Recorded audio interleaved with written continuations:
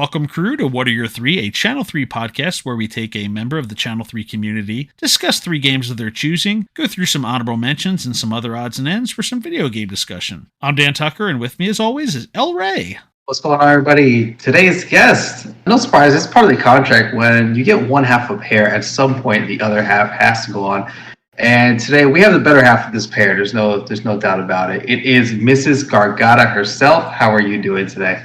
We're good. I don't know if I'd say better half, at least not the gaming part. I don't know anything about this. This is a gaming podcast. I don't know anything about that. This is clearly this is the better half, right? I am excited. You have not heard the math episode we're coming off of, so after last week, when people have heard, this is a math podcast now. So yeah. Yeah, we talk about math and movies, just depending on the day. We've given up the video game talk, actually.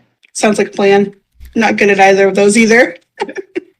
All right, well, let's get back into games then. We're going to start with your first game. We're going to go with GoldenEye 2. I'm sorry, I didn't mean GoldenEye 2. I meant Perfect Dark on the Nintendo 64. What is aptly described as a GoldenEye successor. Let's talk where this one pops up first on the list for you. So it has to start back with my best friend, and I have been best friends since we were 9, so over 20 years. And my fondest gaming memories are with her sitting in her computer room, loading up the map with paintball grenades and throwing her into them.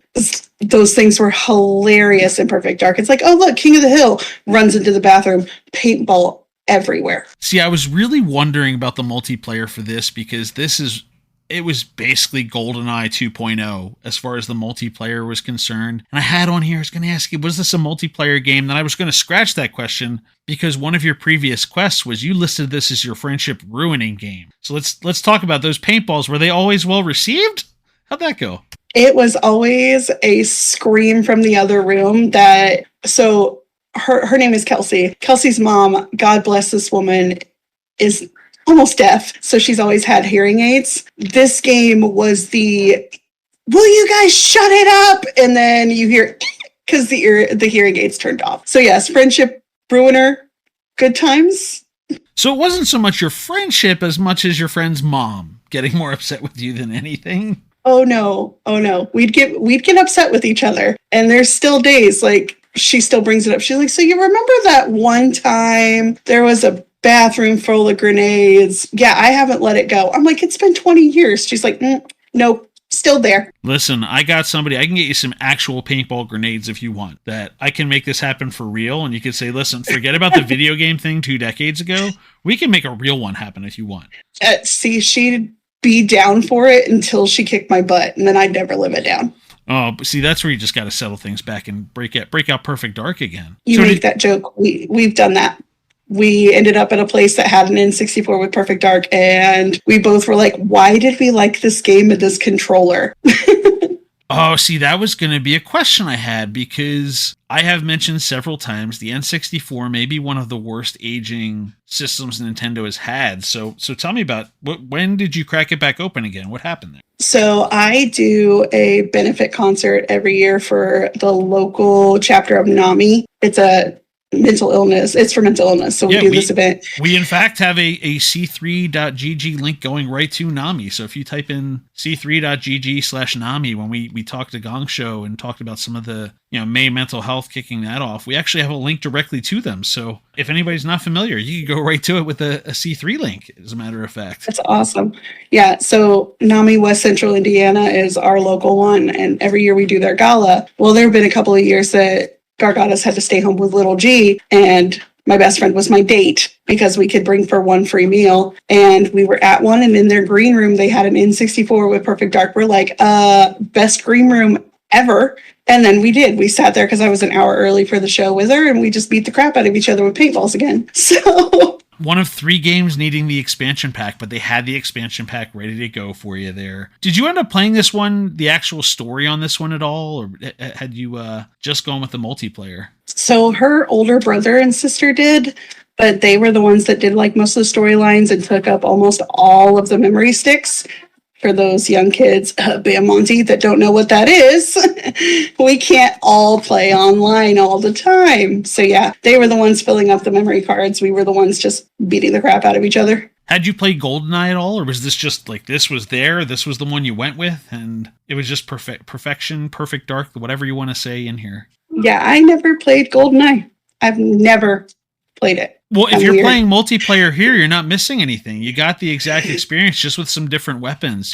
There was wasn't there a briefcase gun, I think, with this one too? That was one of the ones that stuck out in my Yeah, it was all the ones that basically from what I've seen you could do in GoldenEye. So yeah, it was just it's what her big brother had, and we were like, okay, let's go. Let's play it. So was this also the one I was trying to remember was I was going through this one?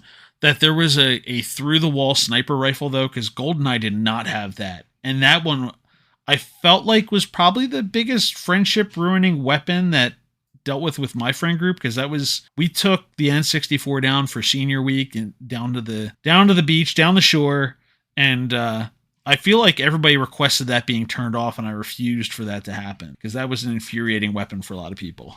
Really great if you could time it just right, that you would shoot with that as the grenades were going off on your click. Yeah, that was a scream and get the ears turned off moment for sure. Because you could, if you timed it just right with those grenades going off, someone would end up probably crying. All right, well, let's take a step back, a generation here. Go back to the Sega Genesis, where we're not. How do I put this? Where we're taking our first of multiple visits into Disneyland with the Aladdin game that was available for Sega Genesis. Give me that 16-bit music playing through here. But what brought this one here? Because obviously this one's not a multiplayer, so this one was a solo game for you here. So my big sister was actually the one who had it. She would let me play, so she's 8 years older than me, and we didn't get a lot of time together because she'd spend summers with her mom in California, blah, blah, blah. So when she would play, I would literally just be her. You've seen little G running around. Imagine her with, like, we call him G Junior because Gargada's boy looks just like him. So it's almost the same situation of half siblings where I would just be attached. So I just remember her playing it, letting me play with her, and her like directing me. And that's what we did. She left to move back with her mom when I was like 7. So the memories of her time with me before she moved back again to Indiana, that was our game. That's what we'd sit and do. So would you pass off controllers between lives? Was it a kind of play till you go, or was it a bit of a coaching thing? What was the setup usually between you? A lot of it was coaching until she got just to the point of, okay, I can't watch you die anymore. Let's go.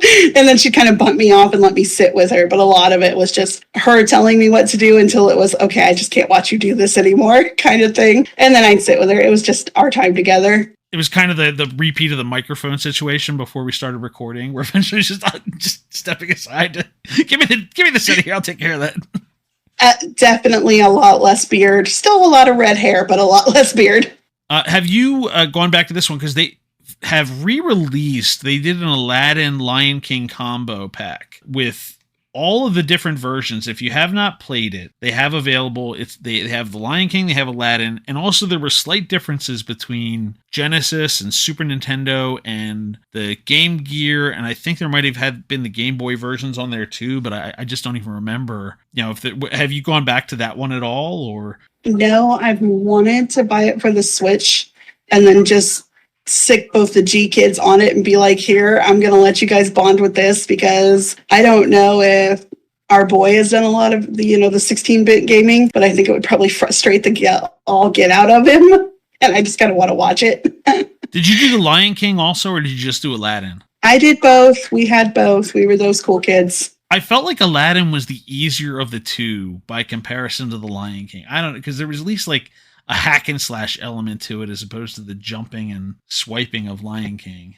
I think that's why she would let me play. So that's why the one sticks out more, is because it's like, oh, she can't really screw up this one, because we all know vine jumping and swinging at, 5, 6 years old is not the best game component. Well, it was also the final boss fight of Aladdin when you're battling Jafar is a lot easier to work through when you're just kind of jumping around, you're hacking with the sword, not trying to figure out what button combination you have to be in the perfect position to throw Scar off of the top of Pride Rock. So even like the last boss is a little bit easier to work your way through. So I have to ask them, because let me ask you, was there a particularly difficult area that stuck out for you? Because there's one in Aladdin that I remember that was the painful one. I don't remember one exactly. I know that there was something with jumping buildings or something that would just drive my sister up a wall. So like I said, at certain points it was just, okay, you're not doing this. You're gonna move, and then probably not so gently throw me back to my bed and then go and do her stuff. So the part she never let you play then was the Cave of Wonders escape, when that's all melting down and crashing and you're escaping, I think, on the carpet, as I recall, or at least for part of the level. So I can promise you that's the part you don't even remember then. If that was probably a don't even bother giving you the controller and just, I'm taking over here, that's it, move out of the way. Accurate. Very fair, knowing my sister, that's probably it.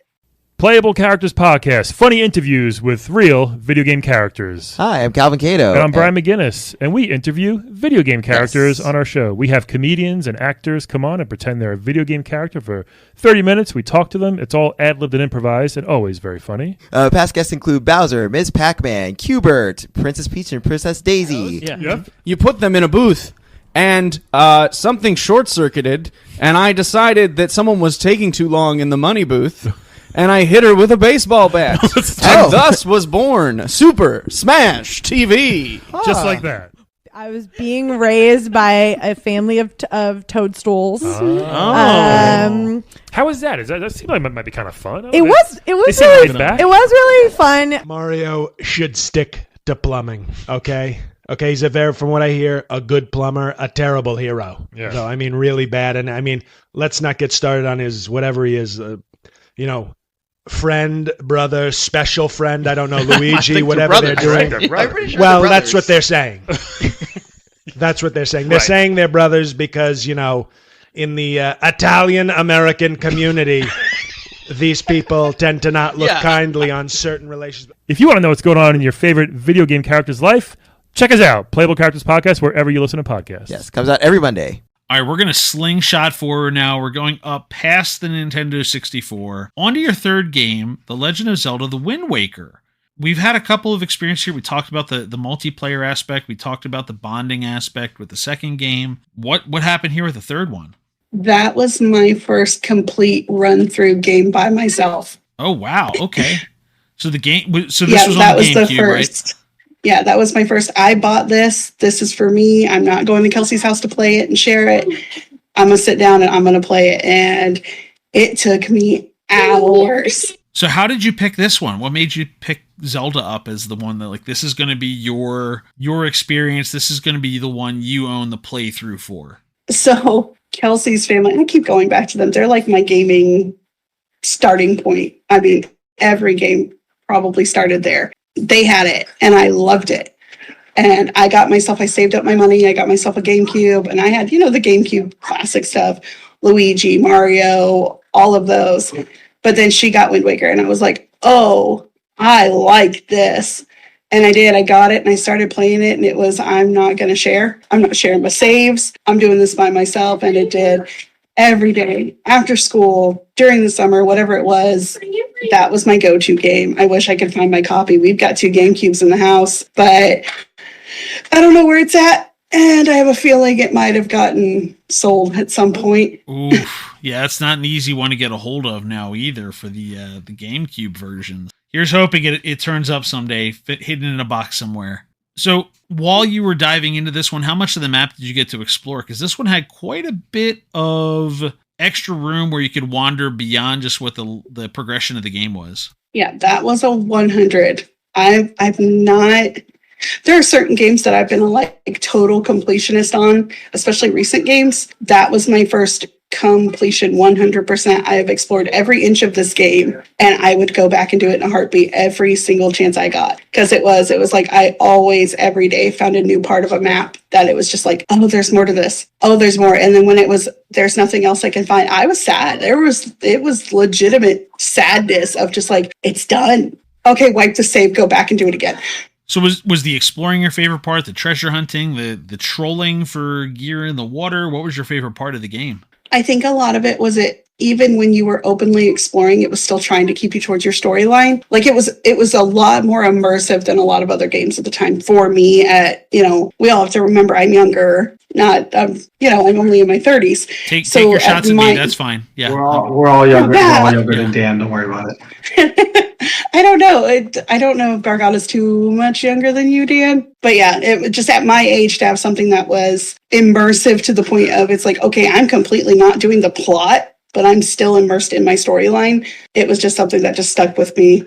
You know, it's funny now because one of the conversations around Tears of the Kingdom is the fact that it's a 16 gigabyte game. And you have all these other games that like, okay, you basically need 400 gigabytes to be able to start the download for it. They need 100 gigabyte day one update. And then you think about all of what they had of just the open world and the Wind Waker. And it was a very open world by comparison. Again, really the progression kind of still went A to B to C to D compared to some of the games they're making now. But it's amazing how large of a world with a unique animation style they put onto just that little that little mini disc that was on there for that one. Yeah, that definitely was one. You have your other option too. You know, you could find a Wii U and try and find the HD remaster of that thing. That's probably going to be harder to find than the GameCube at this point, though. There are people who are afraid to turn on their Wii U's, not being able to access that game ever again because that thing's going to break. Yeah, that's the one of the only Nintendo systems we don't have in the house is a Wii U. Between the two of us, we have, I think, everything besides a Wii U. I don't know if you need to run back and get that one because they're just re-releasing everything for the Switch progressively over time. I don't know. I was gonna say I never owned a Wii U, but I feel like every game that was good there they put on the Switch. So to me, they were all brand new games. I'm loving it. Like every time they're like, "Wow, this is a remake," I was like, "Are you kidding me? This is new. This is brand new, and I love it." It started day one with Mario Kart 8, and it's gone on through Super Mario 3D World. I mean, they slapped Bowser's Fury onto it to make us feel a little better. But Miitopia, what else? I mean, they put a lot. I don't know what's left from the Wii U that didn't just make its way to the Switch at this point. There were some of the ones that are even like the Amiibo style games that didn't quite make the list, I think. But yeah, it is. The Wii U, I'm pretty sure the Wii U is the only Nintendo one we don't have. So have you played other Zelda games, or is this just the one that's got your heart? Because it was that it's mine, it's me, you planted your flag on it. So my sister had like the OG, like, oh, look, we're going to take this whole honkin' save disc of a thing and put it in kind of style games. But she had the 8-bit, like original Zelda stuff. But no, I played them and I watched her play them and things like that. But no, just having that be my game was the big part. I had Twilight Princess. I actually have Breath of the Wild in there, I think. Yeah, I had Breath of the Wild in there for the Switch and everything, but nope, that's always been my number one. I had the, Tale of Four Swords, where you got to run 4 little colored links around. That was always fun. But no, Wind Waker just has my heart. All right, with that, we're going to move to the honorable mentions now. A couple games that did not quite make the top 3. And the first one, we stick with the GameCube, is Luigi's Mansion, which was released when the GameCube came out. It was one of the title releases. So Nintendo starts with Luigi instead of Mario. That's how they opened their system up. How'd you feel about that? Saying Luigi's going to lead us into the future, basically. Yep, he came with my GameCube. So that was my first GameCube game. And it was strangely terrifying. Like, I hate to say it that way. But yeah, for them to launch a new system geared at, preteens, my age, and to do something that if you weren't paying attention would scare the holy snot out of you, I was like, okay, Nintendo, this is new. Like, you're thinking Mario game. Yeah, boop, boop, doo, it's fine. And then it's, no, you are locked in this mansion and you will hunt things whether you like it or not. It was fun. It was a good time. I openly admit, I bought the manual for that one to get through the game. My memory of it, when I saw this game, we were going to talk about it, the first thing I think of is matching my control stick while using the Poltergust 3000 and just hoping it doesn't snap because, the N64 control sticks were all just wobbling away by the time we finished with them. And I'm like, please, if I pull this harder, maybe I can get the ghost faster. That's my biggest memory of Luigi's Mansion. If I just keep trying, it'll happen. So, and did you enjoy having kind of like this item, right? Because you're not fighting. You now have this tool that you have to use, and they gave Mario a tool with the floods later. So this is kind of like the thing. We're gonna give Mario and Luigi tools. How'd you feel about those? I mean, who doesn't want to be a tall plumber running around thinking he's a Ghostbuster? I mean, really, that's literally what it was. So playing the game, when you catch the ghost, so the boss ghost, they put them in frames. You give them the frames based on how well you clock them. Did you put a lot of effort into trying to get the golden frames, all of them, or was it just trying to get through the game? Not ashamed to say that, oh, look, it's not a gold frame, but I caught you, ha ha, and walk on. Because it was like, oh, that was hard. I don't want to do it again. Like I said, it was, if I buy the manual and I read through how to do this, maybe I'll get gold, but as long as he goes in a frame, I'm fine. We're good. Did you replay the game? This is one of the, I didn't replay a lot of games when I was young, but I feel like this one was really made to be replayed because they were like, hey, try to do a little better and get a nicer house in your picture. Did you play this one over? I did, and that was why it was okay. I've run through this. Maybe I can get better. It was just that draw of, can you do better? Because, if the option's there, you could do better. And so you had the guide. So I'm going to see, did you find all 50 boos? Because I know as a kid, I was stuck at 49 out of 50 and could never figure out where that last one was. I actually found the guide. I still have it. It was in the box of my GameCube stuff my mom sent to me. And yeah, I checkmarked all those little suckers as I went through the list. So yes, I did find all 50. We're gonna need a picture of this game guide because I need it for memory's sake of what it looked like. I remember I had some Game Informer magazines back in the day. I know Dan's old, but I was old enough that I actually did get some magazines too. Yeah, ours just came on parchment, Ray, back in the day. By carrier pigeon. Do you have a favorite ghost, if you can remember? Oh, I don't. It was the female one. She always cracked me up because it was a boo in makeup. And that was just I don't remember her name, anything. It's just, how can you not remember a boo in makeup? And you're right. And they had all the colors. It was bright. It was bright jump scares, almost if you weren't ready for it, like you said. The game was totally different than what they were doing with Mario games before.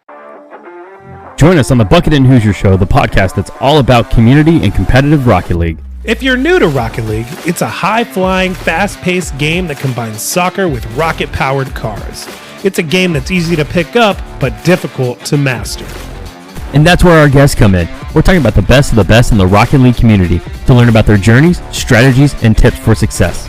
Whether you're a seasoned pro or just starting out, we've got something for everyone. So sit back, relax, and join us as we explore the exciting world of competitive Rocket League. Join us live Monday evenings at twitch.tv/Bucket and Hoosier and follow us on Apple Podcasts, Spotify, and Google Podcasts to catch past episodes. Be sure to hit the follow and notification button so you know when new content has been posted. All right, so let's go on second game. Super Smash Bros. Melee. This is exciting. I was so happy to see it's on the list. But I have to ask this first because I feel like I'm biased. So if I don't ask this, I won't know how to ask all the other questions.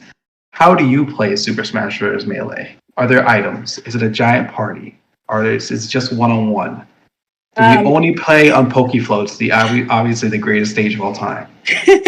So it was the nice thing about it with being able to be a 4-person game was the fact that my best friend's sister, my best friend's little brother, and I could all play. So I would go live at her house during the summer for a weekend and we would beat the crap out of each other. Again, a common theme in our relationship. But it was nice that we could all 4 plug in a controller. And while the little one, because he was 4, so we were getting him in our gaming at young, he could button mash the crap out of all of us, and then we could sit there. And I always loved doing the massive hammer and running around just hammering the heck out of the stages. Yes, we were Pokemon fans. Yes, we were always playing up in the Pokemon ones just because it was difficult and it was funny. What was the go-to character when you were playing? So I played a lot of Donkey Kong. I did Ice Climbers a lot just because if you were throwing one, you could sling the other one up there and pray and hope maybe you wouldn't eat it. Here's a random question. Did you have all the characters unlocked when we started? Did you own the game and have all the characters? Yes, we did. They owned the game. I owned the game second, but yes, we had all of them unlocked at their house. Okay, I feel like maybe this is a niche question and maybe no one cares about this but me. Do you remember how Mewtwo was unlocked? Or how you went about unlocking Mewtwo? Because there were 2 different ways. And one was much faster than the other and I didn't know it as a kid. I know they had it. And I know they went the long, difficult road because I remember nights of, oh my gosh, why? I just don't remember what they had to do. Did you have to beat him in some situation or something? So you had two ways to get Mewtwo. This is before when, Smash Bros. Now just gives you the characters. Like, just play enough of it show up. You could either play multiplayer for 20 hours. Now, you could break that up. If you had 4 people playing, if they each logged 5 hours, it would count. I didn't know this. I was at home playing by myself, so I would put my controller on and have myself play and just put the time at 99 minutes and let it run. And I would just leave. And I kept doing this until Mewtwo showed up. This is how I did it by myself. The other way was play 700 multiplayer matches, which may have been easier if you're playing all the time. For them, that was easier. Definitely. Because, two sisters playing all the time because that's what they did as their bonding. So, yeah, that's probably what it was of they were on it long enough because I didn't have them unlocked in my house. And I was an only kid. Like I said, my sister moved back to California at 7. So, no, that's probably what they did was sat and just jammed hours on that thing. And you had this as your favorite fighting game quest. Is this like the only fighting game you played and this one you picked, or is there something special about this one that makes it your favorite fighting game? So it was a close tie between that one and doing Soul Calibur 2. Same reason. I love my best friend. I love to beat her up in video games. So it was just those were the fighting games I played. We did do like a lot of Mortal Kombat and stuff like that too. So, but that one was just fun because, comic relief of, kicking someone off a stage and them smashing into the screen as Kirby, just priceless. I have to ask a question because there's clearly a love for the GameCube between your relationship with your friend and really the games. I said N64 is probably aged the most poorly. I feel like GameCube's probably aged the most underappreciated, or I don't know. I know it certainly was for me, and there was a lot of that like PlayStation versus GameCube, and Sega was eating paste in the corner at the time, and like that was their final their final death throes. Is the GameCube your all-time system? I have to ask. Yeah, I would say I would own it. I would say it's because it is. We talk about it honestly before you guys asked me to do this. I had busted out the GameCube because I have a lot of my games that Meredith can play. So little G, and it's a controller that I'm like, okay, I can hand her, and if you bust it, you bust it because I have 47 else in the house. So yeah, I busted it out. And what's funny is when you can start up the GameCube, it figures out that you haven't played the OG Animal Crossing in 10 years. And it says, oh, look, holy crap, it's 23. What am I doing alive? Basically is just great. That existential Animal Crossing nightmare is a different conversation altogether that I'm not emotionally prepared for today. Kids are not ready. They're used to this New Horizons thing, which I love. Don't get me wrong. I have it. I jammed it. But man, just to have one of them be meaner than snot to you and that little you put it on the HD TVs now, that crappy landscape. It's like, ooh, why do I like you again? It's been 10 years. I've been sitting here in this house for a decade. Did you forget to save your game? Are you kidding me? What's wrong with you? Yep. And then the good old, we can't have Blanca, the white-faced cat, in a game now because, we were all a bunch of inappropriate little juveniles drawing things on her face we shouldn't have. That or changing the clock. And then the game knew you changed the clock and it judged you for it. Like, how dare you? You didn't wait until Christmas Day to play this game to unlock something? What's wrong with you? And now all you do is just time travel on the Switch. I know, you miss the screaming characters. All right, we get to the last game of the honorable mentions. And, it wouldn't be a Gargada podcast without talking about Fortnite. But we have to get here. So first question, is this the game where the Gargada duel began? Or was there an earlier game that kind of like the two you played together? So I don't really remember us sitting down and playing any games together. We played Diablo 3 multiplayer together, but this is where it first came to, okay, now we can kick the crap out of each other. So I guess we had played, we had Mortal Kombat and stuff, and we had played Soul Calibur 2 and stuff, but this is fun because, you guys have heard us play. We're not on the same team in events for, Channel 3, the dad, whatever, and all of a sudden you hear from the other room, you son of a, and then it's, oh, look, you killed her. Or I get beautiful hand gestures from underneath the green screen because I'm in the living room and he's on the computer. And I could see that number one finger. Oh, he's cheering for me. I'm number one. I'm number one. That's exactly it. Let me tell you. So keeping in line with beating up one another. Talk to us about the zone wars. Tell us about those Tuesday night zone wars that you guys do all the time. Oh, so that's a Gargada stream, and I walk into it knowing I'm going to get my butt kicked because we have friends who play a lot better than I do, and I don't build. I hate building. I'm okay at it if I panic and throw walls, but I hate it. And he does it, and I'll go in and play, and it's like, all right, guys, I'm going to be the first one to die. And if I'm not the first one to die, it's because I'm going to be sneaky. Like, they're all building up to the high heavens, and I'm up under their builds. Where'd she go? I can't find her. I'm on the ground. Find me now. I have to say, I have been a victim to Mrs. Gargada hiding on the ground and just sniping me out of nowhere. Where I thought it was safe, it just comes through, or a giant rail gun hits me. And I'm like, oh, it must have been Mrs. Gargada. This is what happens. I'm a beast with a rail gun. I have to say it. I mean, I've made GG Shadow scream like a girl because of that. Straight hit him with a rail gun. Where did that come from? Haha, Shadow, have a nice night. We probably have to look at like a tagline for that, Ray, of just Mrs. Gargada has sniped me from a ditch. The tagline, because I would have it too. So Gargada has his Jonesy beard outfit. Do you have a go-to outfit when you're playing Fortnite? I run Penny. I love her. I had her I saw her in Save the World when he had it. I was like, oh, they need to make her a skin. Because I was like, dude, I'd run that all day, every day. And as soon as it came out, I didn't even get to log in for the day. And I think it was Heated Hobo sent it to me because he knew I liked it and we had talked about it. And I was like, man, if they make her a skin, I'm getting it. And I logged into the game and had it sent to me because they were like, oh, she's going to love this. I feel like Fortnite, every type of game or different games have different kinds of communities and the way they run stuff and the kind of the culture that goes with it. Fortnite is a very gift-heavy community. I feel like people listen to one another when you're playing, and also you log in. And it's like, here's that thing you talked about. I'll just get it for you. Right?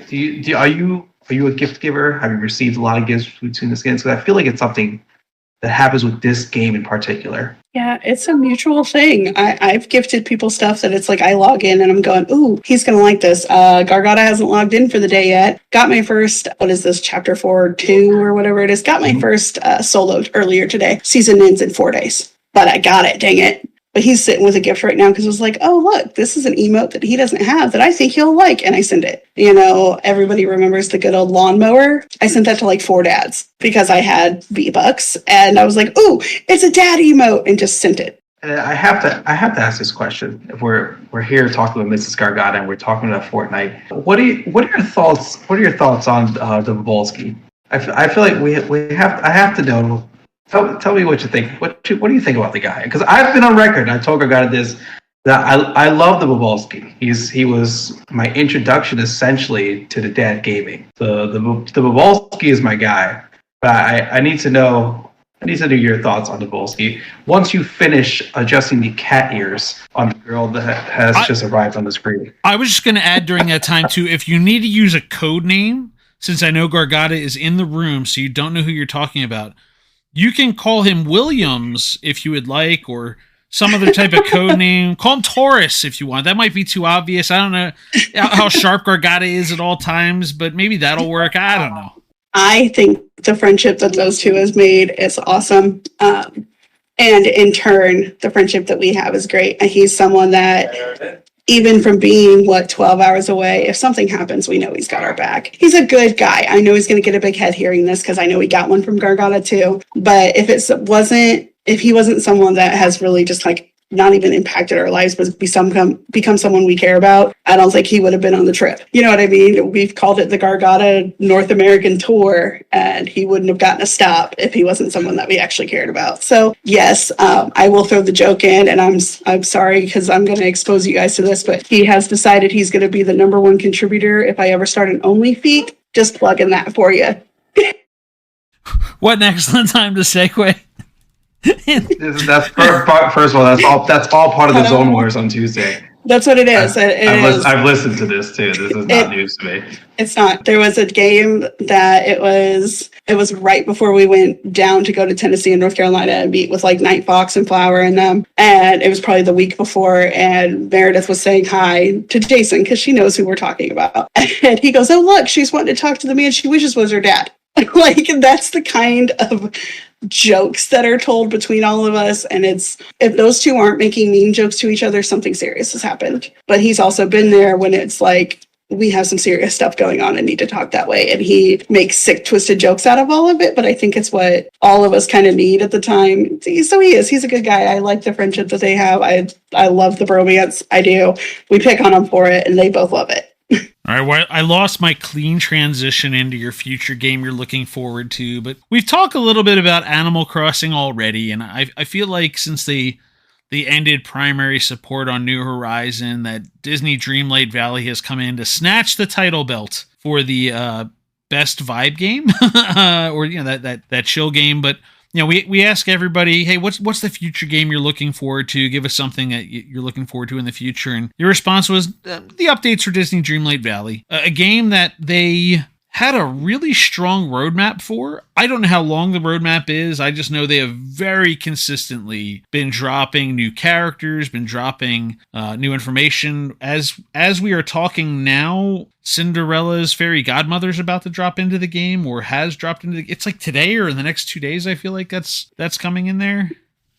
They haven't given a date. That's the one thing I've really liked about it. So they are very clear. They've given us a roadmap for it. And I say us, like you guys play. But they've given a roadmap of early June, so any minute now, that we're going to get Fairy Godmother and new stuff. And then in the midsummer is going to be something new, and then later this year. So they give at least a 2-month, 3-month roadmap, which is nice because it's something that you can sit down and go, okay, what am I looking forward to? I'm in a group for Disney Dreamlight adults on Facebook because I have no friends. No, I have a better place for them to come where I can pull the news up that says update 5 comes in June, including Fairy Godmother. There's a better place than Facebook for them. But go on, sorry. Oh yeah. I'm sorry. Yeah, so nope. Shameless Dan Tucker. Had to stick it in there. But no, yeah, it's something of, hey, did you guys see this? I like that when they do their path, like they're sending out these like updates of saying what this timeline's going to look like.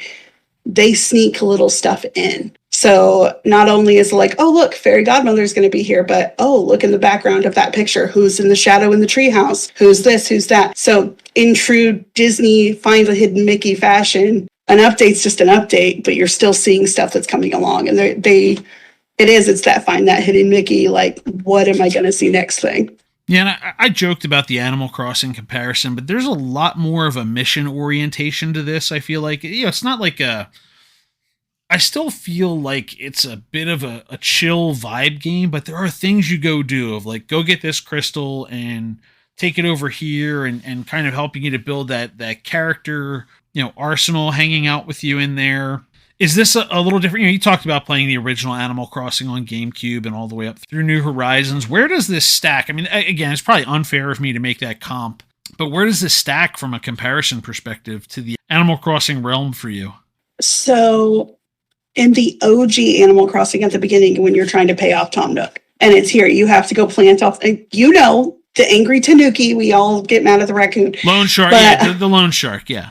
The guy who goes for your niece, that's why you don't have any in Animal Crossing. At the beginning of doing the OG GameCube Animal Crossing, you have to do so many things to pay off your bill, or Tom Nook is like your evil shadow. So where that pressure is kind of like what you do in Dreamlight, but with Dreamlight, it's incentivized. You know what I mean? So like I'm working on getting characters to level 10 right now, because if I get this character to level 10, this character does something else. Oh, what does this one do? And they all tie together. Like right now, I just got Stitch to level 10 today, and he's having me make a band with characters from Frozen and The Little Mermaid. Like they tie the life together for the characters. So it's something that I'm a Disney nerd. We just went to the parks back in September. We survived Ian, just saying. Hoosiers made it through Ian. And it ties that it's neat that they stick to like the parks where you have different music in each realm, but you also, these characters interact and have a life together. So it's neat. I like that. It's a chill vibe game, but it's more driven than Animal Crossing is. So what are your favorite character interactions in the game? Because like you said, I mean, Scrooge McDuck's involved with a lot of things, even from the very beginning of the game and the interactions between everybody. And Merlin's kind of there guiding everything throughout. What are some of those favorite interactions for you? I had a lot of fun doing the stuff with Merlin just because I loved the Sword and the Stone as a kid. The fun part is we ended up watching the movie right after Meredith got introduced to him, so little G got to see classic Disney stuff. So that one was fun. Right now, I've always been a big fan of Toy Story. I love Toy Story, but I could say some words to Buzz Lightyear because there is a glitch going out right now because this game's still early. They still have glitches and they're still working on it. It's still technically in like late beta. So where you're supposed to find, those little squeaky, little alien guys. One is glitched out and we can't find him. And I have played for the last 3 days and I have no idea how to find this little squeaky jerk. So yeah, that's probably the least favorite, but it's been fun to just like see them outside of their game interacting. I love Stitch. He's my boy. So getting him to level 10 has been my big deal today. So before we get to the actual quest question, you listed this as your favorite gaming memory of 2022. What was it for this one that really stuck out? Taking something when we got back from Disney is when this was really launching, like fully available launching, and taking that memory. So now that I have kids, my mom and I went to Disney World when I was a kid.